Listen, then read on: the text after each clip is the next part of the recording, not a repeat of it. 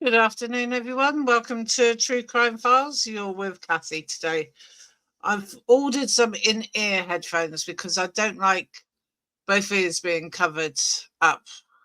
And I can't get my green screen thing to work properly today. So if I disappear, I disappear.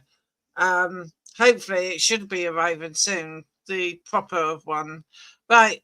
I know we've all heard about Aliyah Henderson, who's allegedly murdered two children of hers, and then put them into two separate suitcases, and then just left them left them to be discovered by someone else. And it's not many feet away from her own home where she lives. This collaboration video is going to be of different videos, so I'm going to try and get everything I can all in one go rather than creating sort of like short videos. So I'll play this one first. This is all that we already know, but a lot of people may not have seen certain types of news. So I'll just play this one for you. Do it full screen. I just got a call from the chief, and we can confirm that we now have a person of interest. You might need to turn up your volume. I can't turn it up any higher here. That's what we want. That's what we want. Good. The news coming on the heels of a search warrant executed on a property merely 100 yards from where officers found two half-sisters between the ages of 8 and 14 dead inside suitcases. For hours, our crews watched as the Cleveland Police Homicide Unit and SWAT teams circled a home on East 162nd. Part of the investigation led us to this home, and it's been a nonstop, ongoing investigation. Trash cans were searched, law enforcement in and out of the house. We even saw a small child walk out with an officer, but whether there are more victims in this case wasn't shared by Cleveland police. This obviously is difficult in terms of the ages of the victims, and it's no secret that it touches our hearts.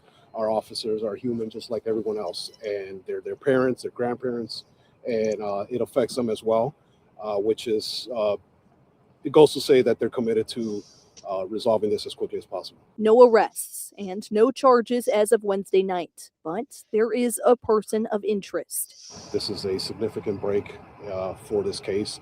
We're hoping that this person that we detained would lead us to eventually an arrest and, of course, a charge. Are you able to share whether or not this person of interest is related to the two little girls? Not at this time. While still little details have been provided in this case, Collinwood residents are thankful to hear someone has been taken in for questioning. Ward 10 Councilman Mike Polensik hopeful more answers will come about, like how long these two shallow graves have existed. They couldn't tell me how long they were there because of the weather, because let's face it, it's been cold. And so there was some decomposition, but not had they been there a very long time. In this neighborhood, you don't kill kids. We want justice. We want justice for those children. Right, so that was all on that one. So I'll just see if I've got another one to give to you. I need to stop showing the screen, don't I? Bear with me a minute. Yeah, I did do that. So I should put myself small for a minute, and I'll just see if there's any more videos I can show you. Is that a video or pictures? I can share this picture.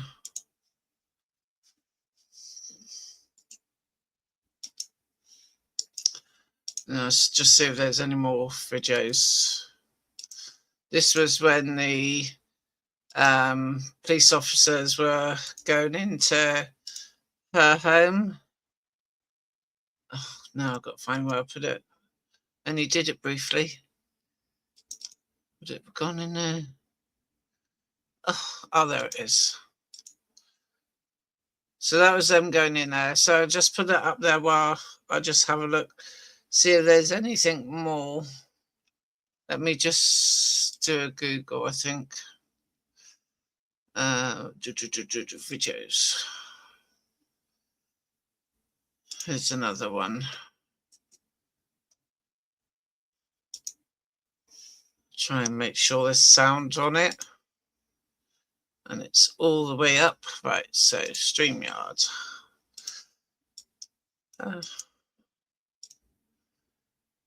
Bing videos. And then enlarge. Police search warrant! Police search warrant! Police search warrant! Watch it. Hands up! Come on down, hands up! Come on down, hands up! Come down now, hands up! She's got a lovely house. Not like we're normally used to seeing. Anybody else inside? The house looks nice. Got her? The girl down. Got it. Anybody else here? Later. You good? Okay.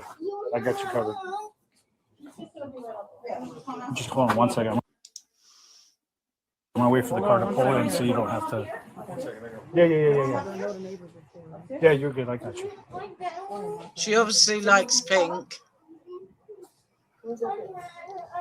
Oh, that poor little boy, seeing all that with all the armed officers going in.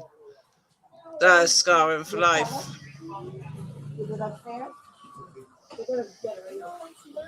Open that door. Sorry. Watch your stuff.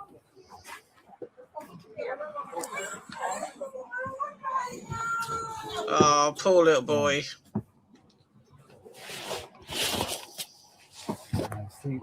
Okay. You good? Yeah. Symbol. No, that's it. So stop that one and come back to here a minute, and we'll just see if I can find any more for you.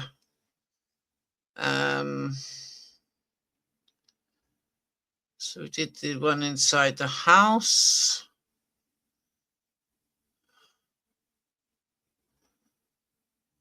Bear with me, guys.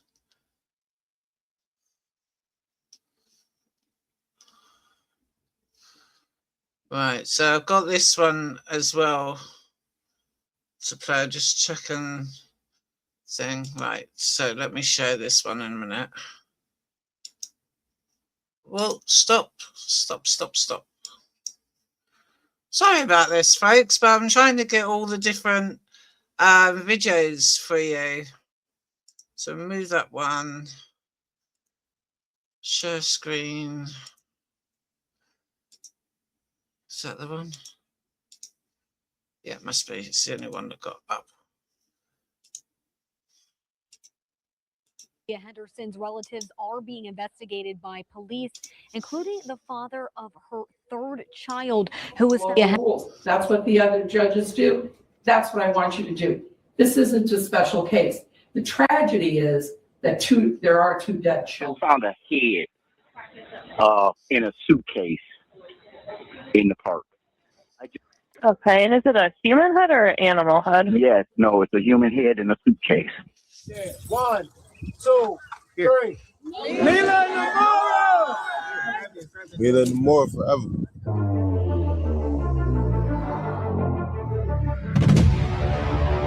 Just 3 days after 28-year-old Aliyah Henderson was formally charged in connection with the deaths of her 8 and... Before I carry on, please go to Shanita's YouTube page and click to subscribe to hers, because I am using her content today. 10-year-old daughters. Aliyah returned to court for the second time on March the 12th, 2026. While this case has gripped the nation and made headlines across the country, the judge stated that in her 12 years on the bench, she has never had an attorney come before her requesting to be assigned to a case until now. According to the judge, the public defender's office approached her and requested to be assigned to represent Aliyah Henderson in this case. something the prosecutor strongly objected to. The judge explained that in the state of Ohio, there is a rule that would allow Aliyah Henderson to be represented by private counsel. Because of this rule, the prosecutors argued that this case is not unique. So there should be no exception made for the public defender's office to represent Aliyah. Instead, the rule should be followed and a private attorney should be appointed to the case.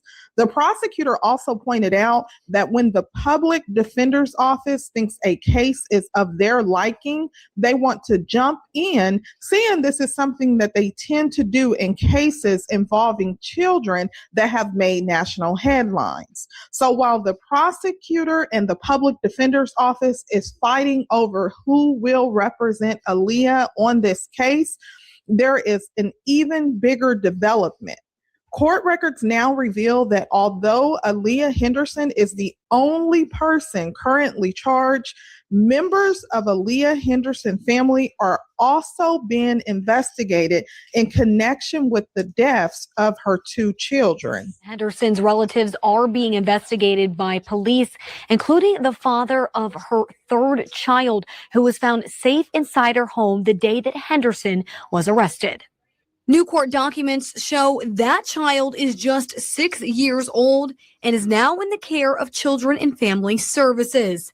19 News is not naming the father because he has not been charged, but court records list him as a person of interest in the deaths with a history of domestic violence. Because of that, the 6-year-old has been placed into emergency care.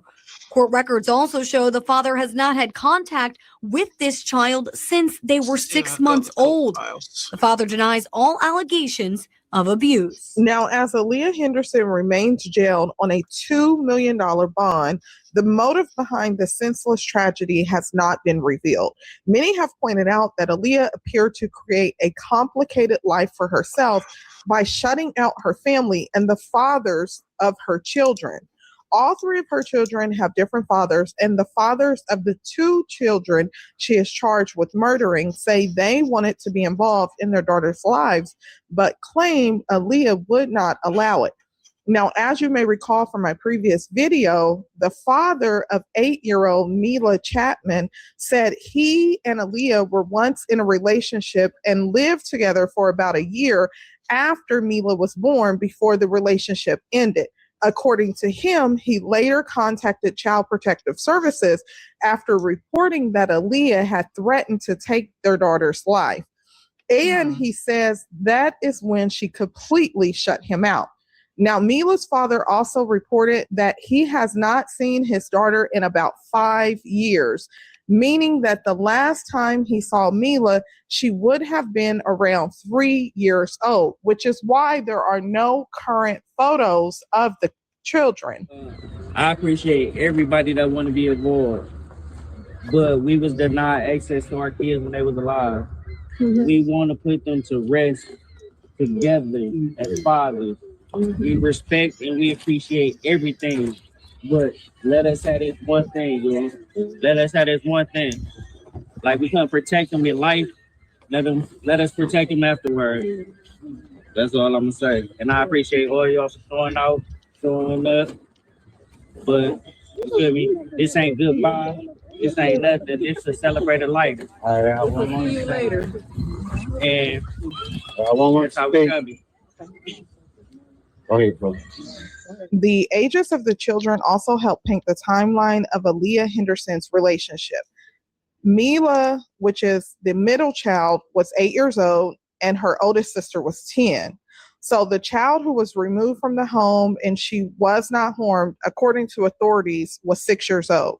So that means Mila would have been about 2 years old when her sister was born, indicating that after the relationship with Mila's father ended, Aliyah moved on and entered another relationship fairly quickly. And as you heard in the news report, they are not going to identify the father of the child that is currently in CPS custody at this time. But it has also been reported that Aliyah may have taken additional steps so that she was not able to be located. For reasons unknown, it is reported that she legally changed her last name in 2019. She subsequently, sometime later, would withdraw her 2 children from public school and enroll them in a virtual school online that you're going to hear about. Now, the significance of this is that the fathers, as you just heard in the clip, said that they were denied access to their children. The 10-year-old father, he's currently incarcerated, and I covered that in my previous video, and he's now come forward to release a statement because he's been getting backlash with comments of people saying, how are you going to get your child and you're currently incarcerated, and you have been for quite some time. So this is the statement that was released by his brother. But the real is, y'all love me and I love y'all. So that's what y'all gonna do. But Amor and Mila, the only victims in this, I can deal with bearing that black mark because I know I play a role in how this all turned out. It ain't all on Aliyah, bro, real stuff. I know I made this mistake 8+ years ago, and I've been doing my time for it, but for some reason, I always knew catching this case will haunt me for the rest of my life. Now, keep in mind, he's been incarcerated for 8 years, so the oldest is 10, so that means he went to prison when she was 2 years old, so he hasn't been there. And he's saying now that he regrets catching this case, and he says, this is my first and only time ever doing time, but I'll never be able to leave it behind now. Let me be the example for them little boys in the streets with kids that leave their babies out there. Maybe by bearing this burden, I can change some minds about street stuff, and you can post it too. That's the real. Y'all that know me know I love my baby and would never have chosen this, but my presence and availability or lack thereof meant everything in the end. Now, he also had a social media account, or someone may have been handling it for him. And even going back to 2023, he would post happy birthday to Amor, which is his daughter that unfortunately lost her life. Spoke to Cleveland Metropolitan School District, and they confirmed that both girls were enrolled in CMSD. Well, I do, guys, just in case anyone wants to share. Oh, I'm off. No, I'm not. I was going to say, just in case anyone wants to share my channel, I'll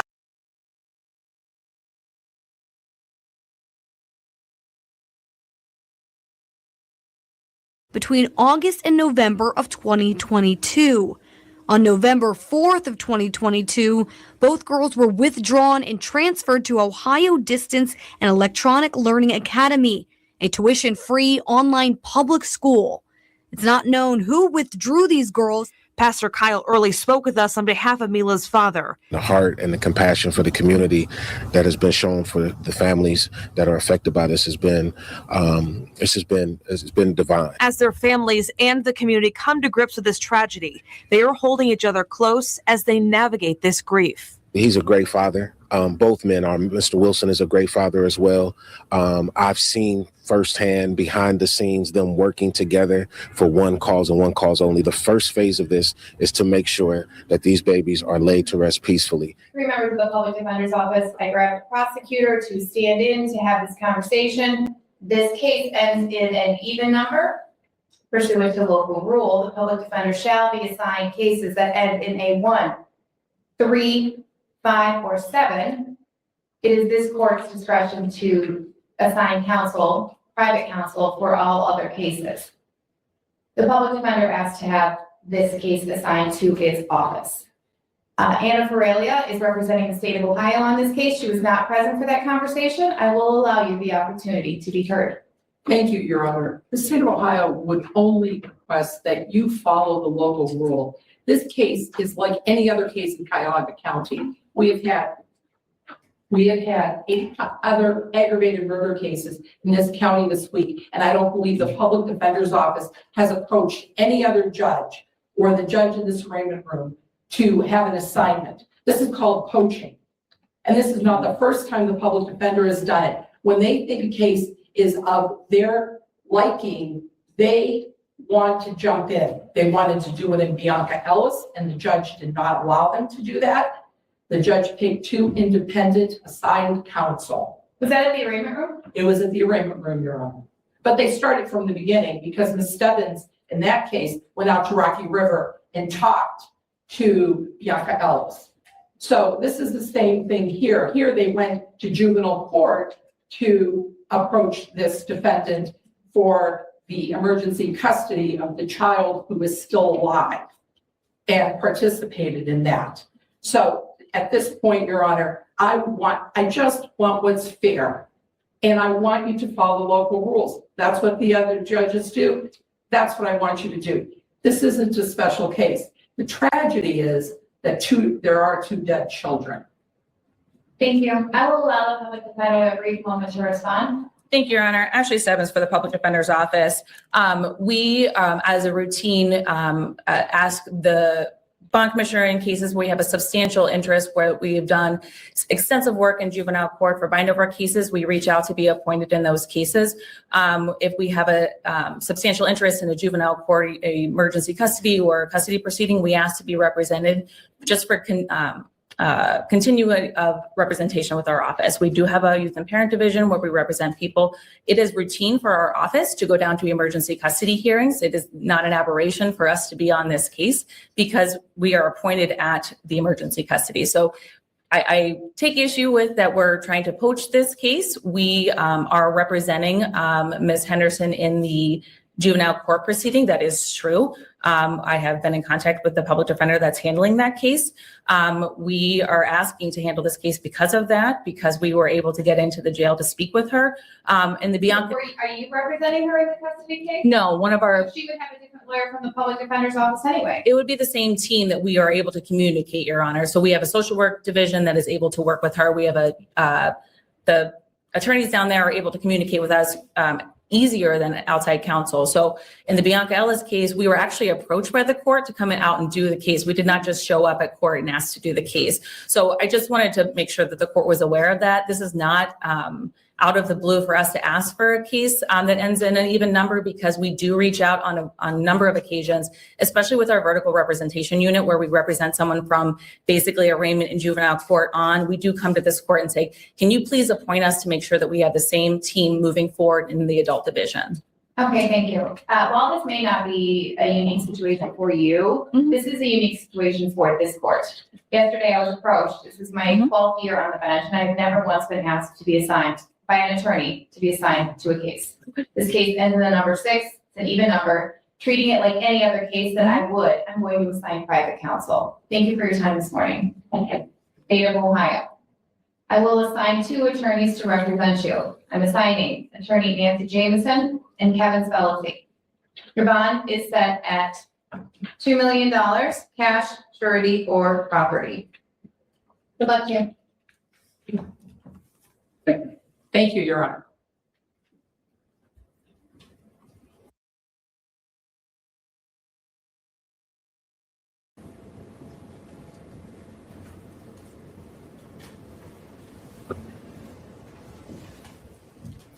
Now, as you just heard, the court ruled that Aliyah would be assigned 2 private attorneys instead of the public defender's office representing her. Drop your thoughts in the comment section and let me know, what do you think about the prosecutor accusing the public defender's office of wanting to represent defendants in high-profile cases for their own interests? Also, let me know, what are your thoughts about the authorities? Also, once again, I'd like to give a shout out to Shanatra. I've never pronounced that name. Go to her channel, subscribe if you can, click a like and share her videos, check her other videos out, because I am using her content today. I know she won't mind, because she has copyright images over her things. So I'm giving her a shout out, which is, a nice thing to do. And I hope other people would do the same with me as well. All right, then. So just make sure you head over to her channel. And also, if you could like and subscribe to my channel as well, because that means you're giving a voice to the voiceless children. Thank you. Saying that all of Aliyah Henderson relatives are currently being investigated. Now, as we know, we do not know the manner in which the kids unfortunately lost their lives, and we do not know when it occurred, because although the suitcases were found with their bodies in it, prosecutors said that they may have been in there for quite some time. And we do know that the man said he had been walking past it for at least a week before he decided to stop and check. Now, in my previous video, I played the body cam footage, but in the 911 dispatch audio that you're going to hear, this is the caller calling it in. According to him, he had been walking past it, as I stated, and it wasn't until his dog kept sniffing around it that he finally decided to stop and look inside. So you're going to hear that call, but that's not the only one I want you to pay attention to. You will also hear from the neighbor. This is the same neighbor who appeared on the news and previously said that she had been contacting authorities and felt that they were very dismissive of the concerns that she was bringing. She also claimed that Aliyah's family had been coming around the home after everything happened. In fact, in one post, she claimed that Aliyah's sister came to the apartment complex with a man who she said was threatening people while holding a weapon. She said she reported what she knew to police about the situation involving the children, but she felt the officers were dismissive of what she was telling them and even suggested that she had been under the influence. So the officers were accusing her of being under the influence, something that she strongly denied. She also claimed that despite reporting multiple concerns, she felt authorities were making excuses and not taking what she was saying seriously. In addition to that, earlier reports revealed that there have been prior issues connected to the home where the children lived. According to those reports, Aliyah had previously been listed as a suspect in a stalking case, although it has not been revealed who she was allegedly stalking or when that incident occurred. Now, that same neighbor, the one you're going to hear from in this 911 audio dispatch that called into authorities, she also claimed that she had been harassed by Aliyah for about a year. She said Aliyah threatened her, followed her, and would even be out on her porch uninvited. So police did not immediately file charges against Aliyah in that situation. And if you remember from my previous video, this is also the same neighbor who said Aliyah would turn up her music and that she could hear her beating the children inside the home.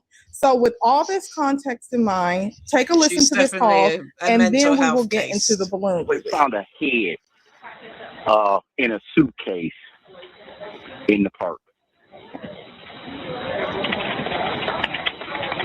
Come here, dog. Sit down. Sit down. Okay, and is it a human head or an animal head? Yes, no, it's a human head in a suitcase with it looks like some other body parts. Unzipped it and opened it, and that's what it was. Okay. You said by Midland and East 162? Yes. Okay. And where is the suitcase? It's all the way to the back of the park. There's a black suitcase. I'm standing on the sidewalk right now, and you can actually see the suitcase from here. I tell you, it was like half buried. Mm-hmm. And I was walking my dog, and my dog started sniffing it. I've been walking past it for a few days. Yeah. And I said, let me just take a look and see what this is, because it wasn't there like last week.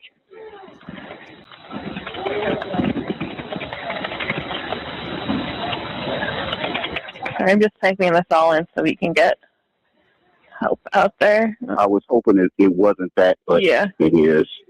They were at the door lying about knocking on everybody else's door, checking on their kids. They knew my name. They knew how many kids I had. They asked me for my information. They said they had a 440 number for me. How do they have all that information if they're doing a well? Hello? Okay, I think that's better. What's your name, ma'am? Are you talking to me or somebody else? I'm talking to you. What's your name, ma'am? Have my number. They said they had a 440 number for me and everything. So typically, I understand your frustration, but when we send... It's not a frustration. It's just I feel like they knocked on the door lying. Okay, so... about what they were really at my door for, because it's not like they went door to door. You're speaking over me? Now, I called you guys to give you the information that I know. You have to let me speak. We have to have a conversation. You're speaking over me. Oh, my God. Okay, can I speak to the officers? The officers were at your house. Let me say this, okay? When the police are out, you want to ask them all the questions that you have, because this is dispatch. Once an officer is out there, it's beyond us. So we don't know exactly everything that goes on once it's past being dispatched. Does that make sense? Okay, is there a way for me to get the information? Where are you now? I have court this morning. I have things that I am doing. I am not at home. Okay, so what's your address? We can send an officer back out there so you can ask whatever question. Ma'am, I just said I'm on my way to court. Why would you send an officer to my house? Ma'am, listen. Is anybody home that can speak to police? I just told you what they said to the person that was home. No, Okay, so what I'm saying is we can send someone back out there if you have questions. Okay, ma'am, I'm not at home though. Is there another way? Can we move on, please? Is there another way for me to find out information about why they at my house? You want to know why the police are at your house? Do I have to come down there? Hold on. Is there somebody at your house that can speak to police? No, listen. Nobody's at my house. Nobody's asking for nobody to pull up. I am calling to get the information. You keep trying to send people out. Because I can't give you anything over the phone. You typically okay. Well, I would like to. Do you have a? Oh my God! So I need to go down there. Is what you need? Yeah, you go. I'm not at home. What the fuck? Yeah, go down there. That's what it's not. I would rather you tell me that. I'm not saying I'm staying at home to wait on. Oh my God, I'm not saying thank you. I'm not saying we don't appreciate y'all, but no one gave us a chance to family to hug each other in this location. We never got a chance as a family to mourn together by ourselves. We don't know y'all. I'm not saying we don't appreciate y'all, but we don't know y'all. We don't love y'all. We don't know if you know even know the kids. And I'm sorry to even say it this harshly. That's not what I'm saying. But can we please just disperse for the day? Just for the day. Y'all want to come back? Y'all want to come back another day? Cool. Yeah, just for today. Please. I'm asking y'all, please. Respect, please. We respect it. Now, whether it's your candles, your flowers, or whatever you have in your hand, you're going to lift it to the sky. You like that. On the count of three, we're going to do the release, but we want to say these babies' names. Okay. 1 second, just hold the rules.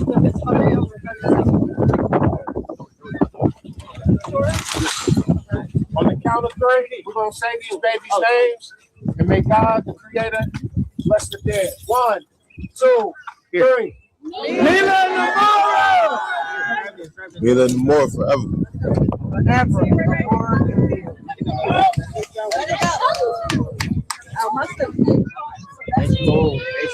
They held on to them. They want them. They want them.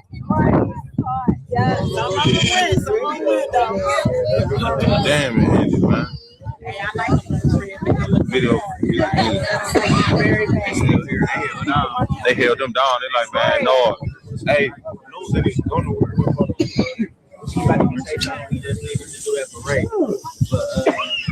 Anybody that wants to breathe, they can speak. Okay, y'all, we got another speaker.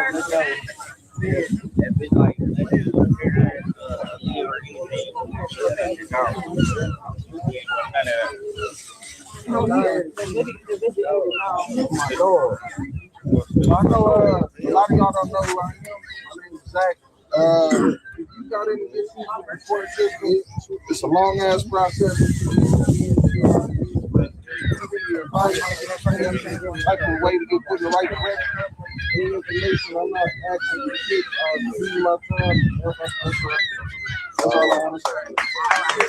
I can't tell later. That's all right. I can't tell later. Everybody I'm gonna call out. I can't tell later. Yeah. My name is Charles Shaw Jr. I'm in the same situation with all y'all guys in, but with the father with the kids and everything.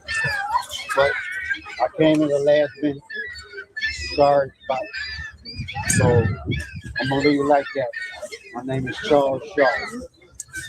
I'm gonna leave it like that. I'm gonna holler at you. Okay? What was the point of talking? He ain't just say shit, bro. What the Y'all got animals, y'all can just drop them there. Hey, what's up? Y'all should have signed. This nigga just want to have his moment of fame. What's up? I'm ready for what comes next, starting right now with what I want to tell the world.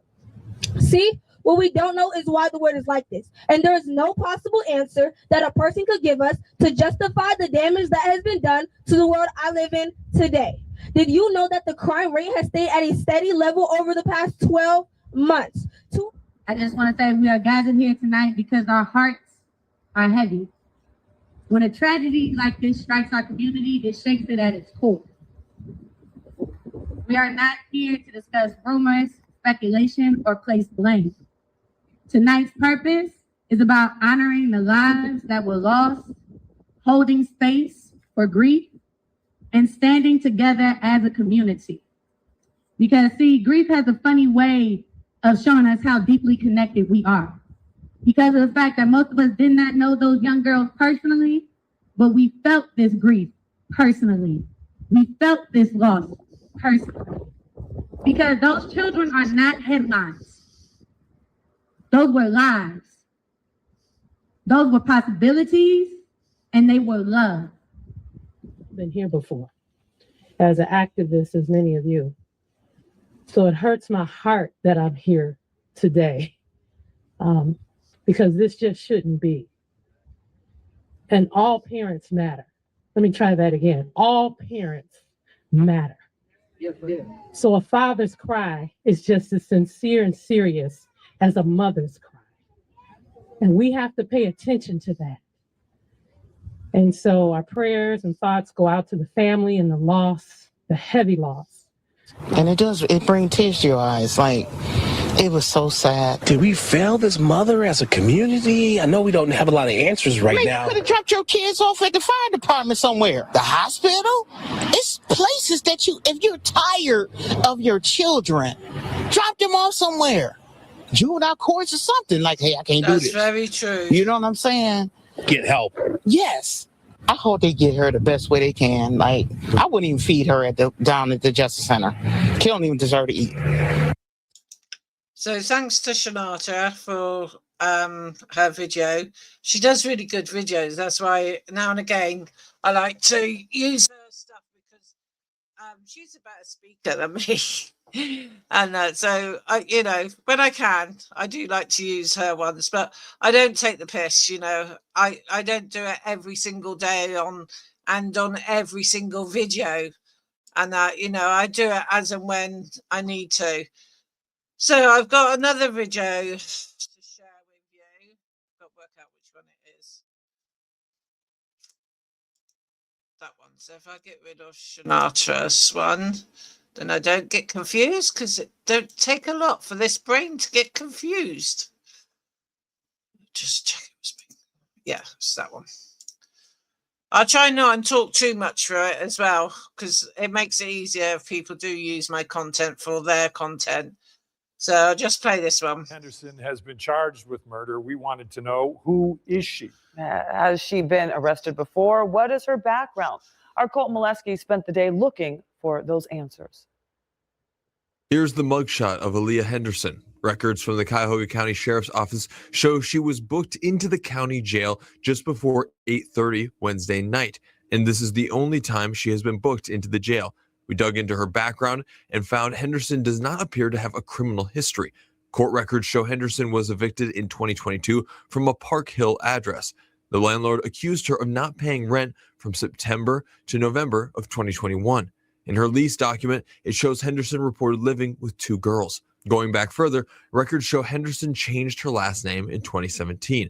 Here is the birth certificate showing the name Aliyah Brannick and paperwork of the name change to Aliyah Henderson. Cleveland police are now charging Henderson with 2 counts of aggravated murder. The department has not clarified her connection to the girls. Now, I've also reached out to the Cleveland Metropolitan School District to see if Henderson or the children listed in her old lease ever attended Cleveland schools. In the newsroom, Colt Molesky, 19 News. Northeast Ohio trying to make sense of this tragedy. You can count on our continuing coverage as the story develops in the coming days, weeks, and months. However long it takes, we are going to stay on top of this horrific story on TV, on our website, cleveland19.com, and our streaming app, 19 News Plus. Anytime news breaks, you can find it first on the 19 News app.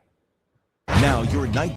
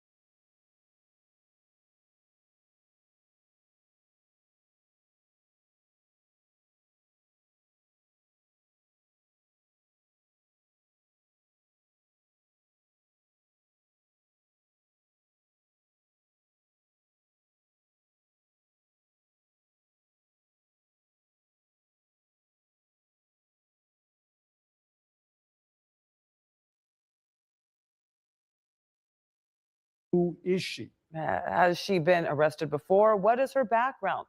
Our Colt Molesky spent the day looking for those answers.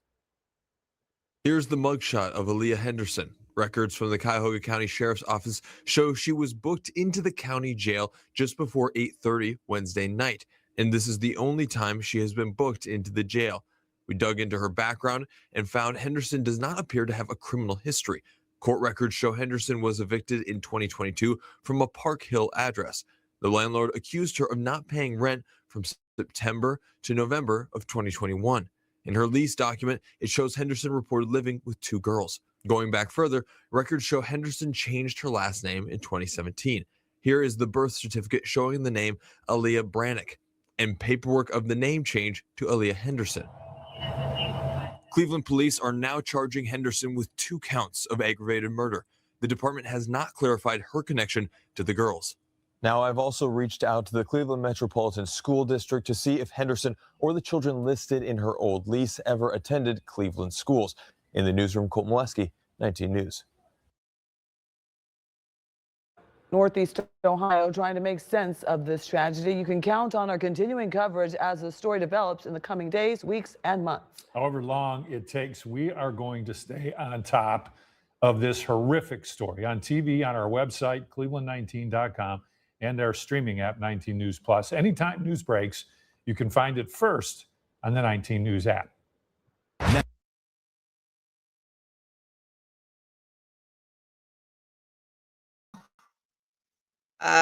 Let me take this one off from and make it bigger. So yeah, so we will keep an eye on this. She may never even tell us why she's unalived those 2 young girls. I know it was reportedly in my first video I did where she had say homeschooled them, but they never actually, they attended school for 3 months. Then after that, she said she was homeschooling them. And then after that, no one sort of saw the children ever again, sort of thing. So I think the abuse of the 2 little girls has probably been going on for quite a while now. You know, and maybe she was hiding them in her back garden or a house somewhere. You know, it's really hard to say. And then she might have all of a sudden decided, you know, the snow's coming now, it's going to be cold, it might be best to hide them in the snow. But we may never get the actual answers because she doesn't have to tell them why she did what she did. But you know, she obviously had something against the girls because she had quite a healthy 6-year-old boy living at home. And for a change in child abuse neglect cases, her home looks really nice. You know, it wasn't like a trash place like we often see in the news when someone sort of like killed, unalived their children. Normally their houses are right shambles, but her house looked really, really nice. But I'm just gutted that I know the police had to storm in the way they did. It's like a fright and scare tactic. But that poor little boy, he saw and heard it all, and I really feel sorry for him. You know, that's going to last a long time in his mind of what happened.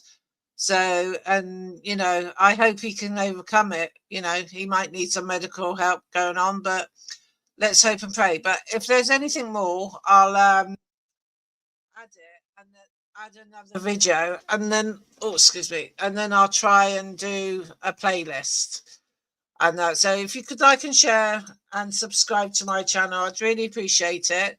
We need to give the voice to the voiceless, because those 2 little girls and Myla can't speak anymore. You know, they've had that taken away from them. They had such a whole promising life in front of them. They could have been anything and anyone. And sadly, Aliyah took that away from them. You know, she robbed them of their future. So, right, onwards and outwards. See you to the next video.